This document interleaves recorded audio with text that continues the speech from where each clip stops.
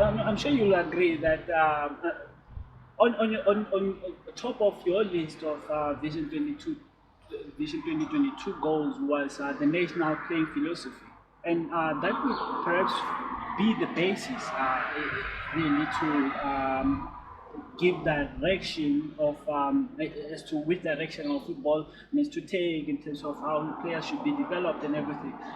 In terms, just particularly in terms of the national playing philosophy, how far are we? No, you see, one of the things that is happening in this country is always you build a national team with foreign coaches. Yeah. For the first time in our history, Yes. every single coach of every single national team are South Africans. Yeah. You know, when I went to Cuba, I asked the Cubans why you don't appoint foreigners to coach any of your Cuban national teams. Yeah. They said, look, when the team line up before the start of the match, they sing the national anthem. And when they stand there, the players, some become very emotional. They have their hand on their heart and they sing. And when they look at the bench, the coach is talking, he's not singing, he's not paying attention. He says, so very often there's a disconnect between the patriotic, emotional commitment of the coach and the players see that. So very often you find that the players will die for a coach that is equally connected, patriotically connected to them. It's not always the case because some foreign coaches can be quite patriotic and committed. But I'm saying that is their story as to why. And we have done two things. Every team has a South African coach, including bringing some of the players like Herman and Kolele. We have players who've been there, like Zwane, Arthur Zwane, like Herman and Kolele. We had Mark Fish with the team, and other players. And bringing them into is, the team. That is commendable. The way that you seem to be then valuing local talent.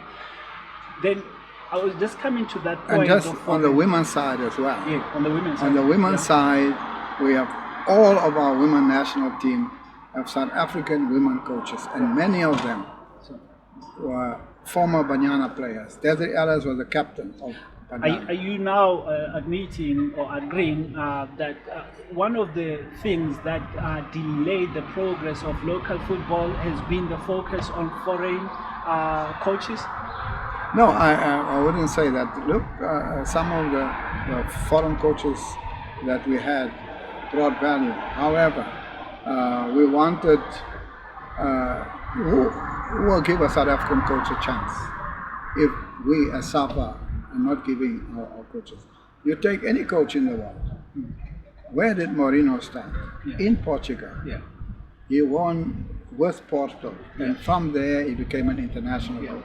So no South African coach can become a major international coach without first being a South African coach. And if South African Football Association does not give that opportunity, we will never have a Mourinho or Arsene Wenger or any of these coaches. But obviously, I would assume that that was not the only motivation that you had in terms of appointing local coaches, that to give them a break. You also look at the fact that they are local coaches. They understand the dynamics of local football better than foreign coaches. So hence I'm saying that some of, not all the blame should be put on the foreign coaches that coach Bafana Bafana and local clubs. But to a certain extent, local football was held back by continued reliance on foreign coaches and their ideologies, having to come here and first trying to understand what South African football is all about, especially in a country without a national playing philosophy. No, you see, no, we don't blame foreign coaches. A lot of the reason for not achieving in the past is not the result only of foreign coaches. It's So I want to make that clear. But you see, there's a question of culture that you raise. There's a question of language. You know, many of our players, even English is not the first language. And so if a player feels more comfortable in his home language, then somebody on the technical team must be able to engage that player in his or her home language. So these are important issues in order to bring harmony in the camp and unity amongst the players. That every player must have a space and feel welcome in the team, regardless of language, culture, whatever the matter may be. And we see that. We see commitment of the players to the coach. And of course, South Africans have been very critical when we appointed Molefe Ntseki, for example. Because South Africans has a habit that if we don't know the players in any team, if we play Malawi, and they don't know the players in Malawi, therefore we should beat Malawi. If we don't know the coach, therefore the coach can't be good. What was the motivation behind the appointment of Molefe Ntseki? No, you see, there is a pathway for in any environment where you work. Molefe Ntseki took the under-17 to the World Cup. With Sanong, took the under-20 to the World Cup. Working with David Notwane, they took the under-23 to the Olympics. He was an assistant coach of Baxter in the African Cup of Nations in Egypt. What is the next step for him? It's either, we say that this man has delivered.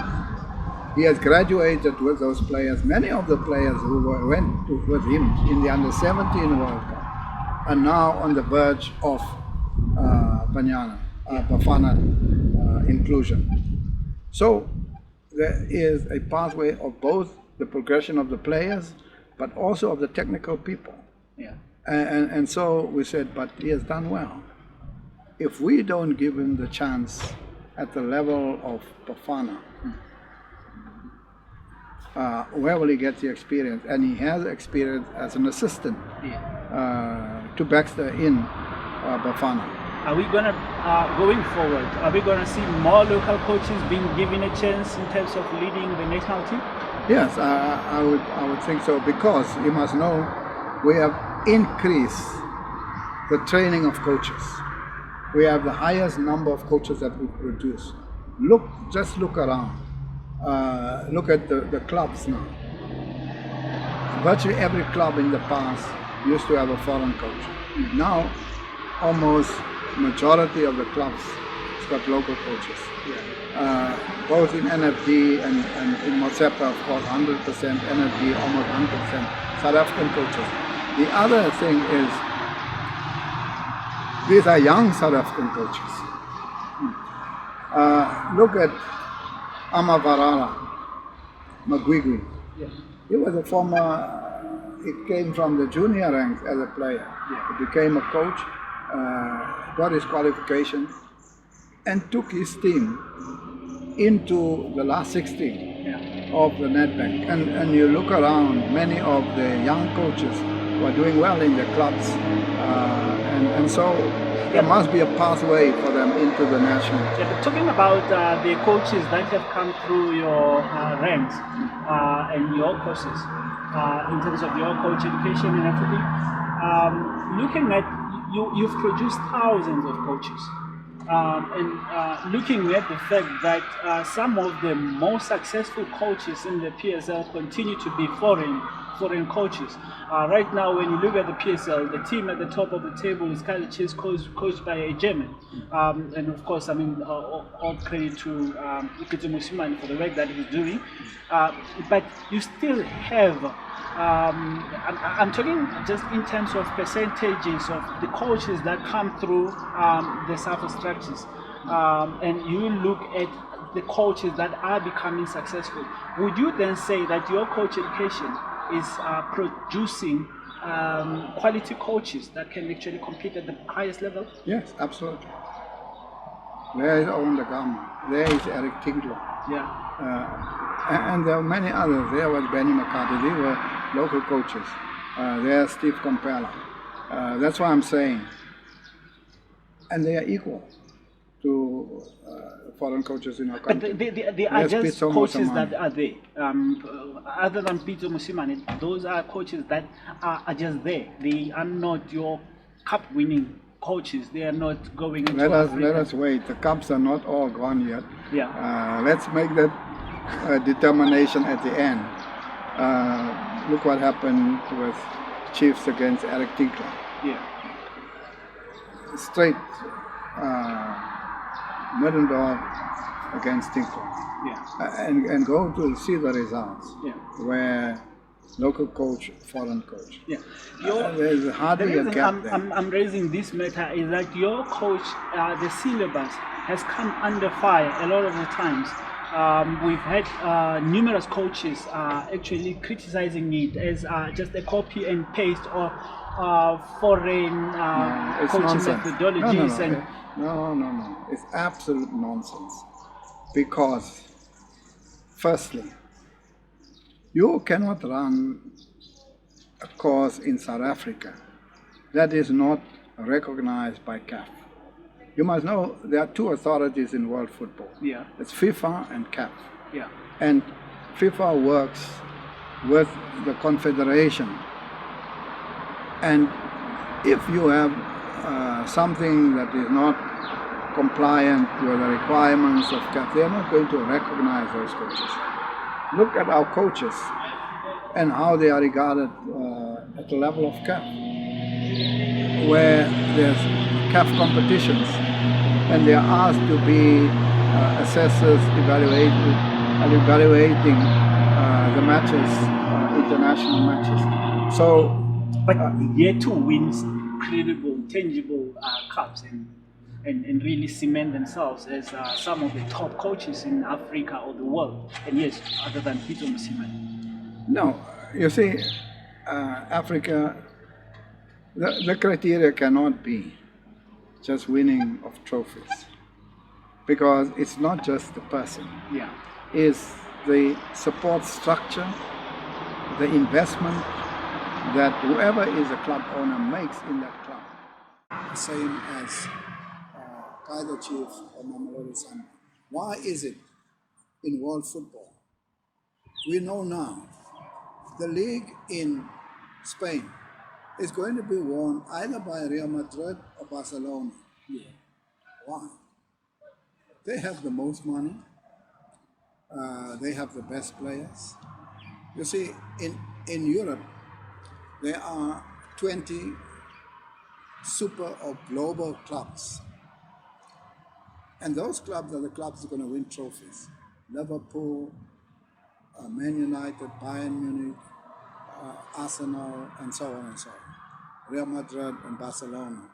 Now, because each one of those clubs generate more money than all the money on the African continent. Who compiled the syllabus of the coach education? No, it's sent to FIFA, to CAF, and CAF approves it. But who compiles it? They work. There is a technical director at FIFA, and they work with the education, coach education. Is it specific to South African? No, football is universal. In all aspects. In all, you know. You can well, the rules of the game are universal and stuff like that. But the playing, the philosophy is very specific. But there are general things, minimum requirements that you must have. Because that coach, especially our national team coaches, they are not playing against any other coach in South Africa. They play the coach against Egypt, against Morocco, and all the other coaches, and then even against England, and Spain, and so on. And so you can't have a coach education Yeah. That is just for South Africa, as an island. Yeah. When you go and meet them, you'll get hammered. They say, no, SAFA did not include this, SAFA did not include that. So Do the you starting believe that point is the way to go? That football should be seen as universal, that there is no... it's not be seen as, it is a universal sport. Should it be universal? It's a global sport, whether I like it or not. It is global. Even the philosophy of playing football should be universal. The philosophy is not. That's why the style of play, how you play, is different. Each club it plays a different style, and some are more successful than others. So, no, it would be boring if each country plays long balls and crosses, long balls and crosses. It depends on your players. If you have a skillful player like Messi.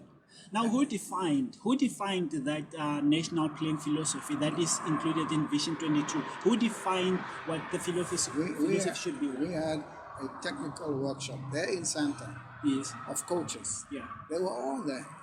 Every single coach in this country. Did you have foreigners in that? And what was their input? No, that's what I'm saying. You see, let me tell you, for example, the last World Cup was in 2018 in Russia. At the end of that World Cup, there is a panel of the best coaches in the world, the Wengers, Carlos Pereira, Carlos Queiroz, and so on. And they would make an analysis of each and every style of play and the key characteristics of each team that played in the World Cup. Yeah. And those reports that they're given to our people here and to other coaches. And then say, but these are a different trend that has emerged, arising out of the World Cup. And this is where international football is going. So that you come to your country and you adjust, because you have to beat those countries. And therefore, it's not a script like you write, like the Bible. The Bible has been written. Nobody can change a word in the Bible. Football is dynamic, and therefore there's input and there's adjustment, and the coaches must interpret and make I like the fact that you're raising the Russian World Cup. Yeah. If you look at the World Cup, when we got to the quarterfinals, and this goes back to the point of football is universal. When we got to the quarterfinals, it was all European teams, and that is because perhaps football is not being universal. Football, and I'm talking about the philosophy specifically, football is now becoming European, that you cannot now beat Europe at their own game. That is why you will have the former big dominating teams like the Brazil getting knocked out, because everyone is not becoming universal, but they're becoming European. Who is the most successful club in Europe at the moment? Liverpool. Right? Who is making Liverpool the most successful team in the world of football? Africans. I was there in the Club World Cup. Yeah.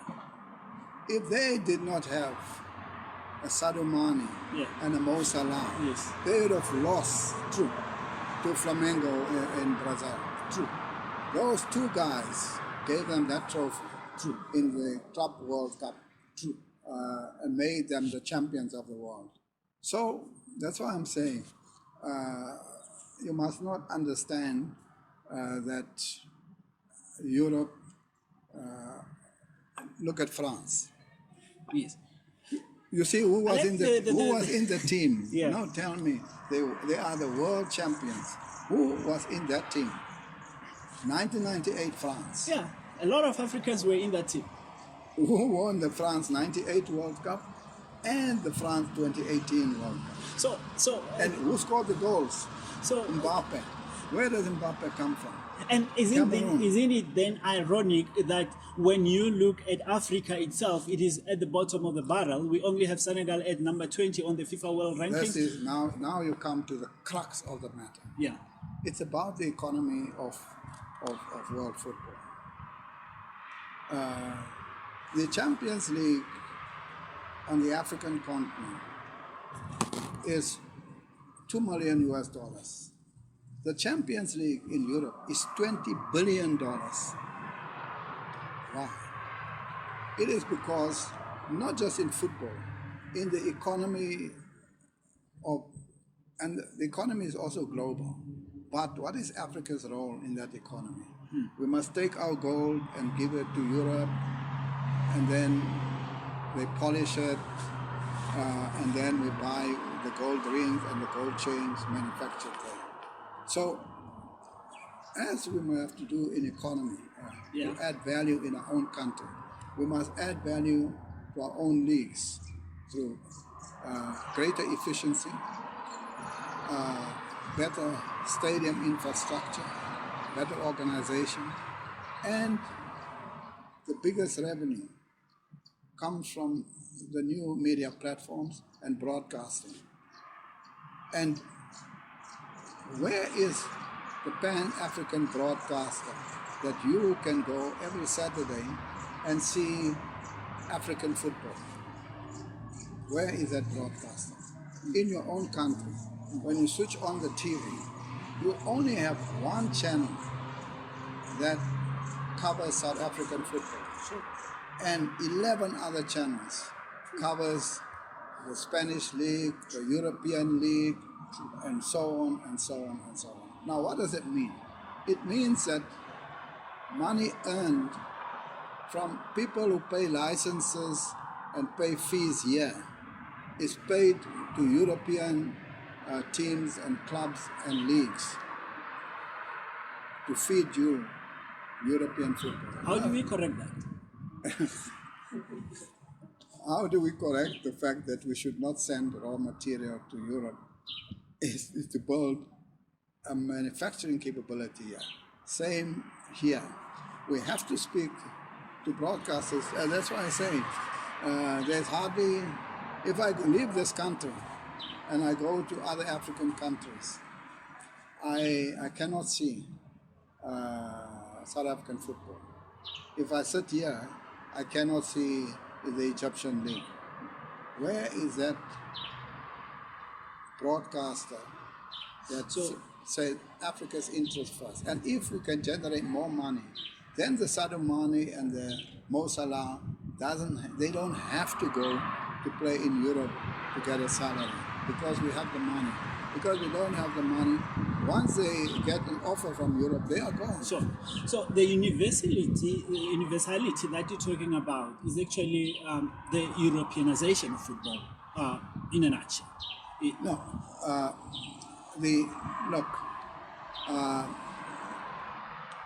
From the economic standpoint, this has been the big problem. You know, when we made a bid for the World Cup 2010, and I spent 10 years going around the world, the basic argument against South Africa was that if FIFA is stupid enough to bring a World Cup to Africa, we will suffer huge losses from which Africa will never recover. Now, the World Cup in 2010 was after the World Cup in 2006 in Germany. So the argument was strengthened that FIFA collected $3.8 billion US from Germany. Therefore, they must make sure they put money in reserve to cover for the losses in South Africa. What was the end result? FIFA generated $4.5 billion from the World Cup in Africa and in South Africa, higher than Germany. So the point is, how do we make sure that we can maximize the opportunities in this global football economy? And there are possibilities in the new media space where one of the biggest companies in the world of football and coming to sponsor Microsoft, Amazon, Apple. All of these companies are coming to enter sport. The other one is the betting companies. But we on the African continent must be organized to capture the moment and help to generate greater revenue for football on the continent. But of course, on the downside is, in many African countries, the stadium infrastructure and other infrastructure simply is not there to host the kind of league that will generate billions. Now, if former powerhouses like Brazil are suffering at all these issues that you have raised, and they are falling behind and behind. The number one team right now is Belgium, a European team, which was not the case in the past. If powerhouses like Brazil are suffering from such, where does that leave the future of African football? Do we have a future in this, or we're just going to be the whipping boys? You see, they can have whatever money they have. One of the things that they don't have the quality and the skill of an African player. Don't. You know, when we spoke to the Germans, they said, look, when Germany dropped out in 2004, Germany dropped out in the Euro finals in Portugal. And when they came back, they dropped out first round in Portugal 2004 Euro finals. They said they realized that the German football approach of precision and passing and all of those doesn't work. We need skillful players who can beat one and to create space for others. And they said, we realized we have to find them. So they found Özil. Yes, true. And they look, and then you see the players who came into the German team, very, very skillful. Sure. Now, which is something that comes natural to African players. You are born in Africa, you are born with those things. Yes. Now, but not appreciated. But not structured very often. Yeah. Not structured and not organized. And this is where coaching comes in. You must take that talent to say, at the end of the day, you can entertain the people because you jump on the ball, roll the ball on your head and all of those things. But we must win the match. Yeah. It's no use. You can do all those things with the ball. You can't get the ball in the net. So it's where the discipline, the organization, and the structure comes in through coaching.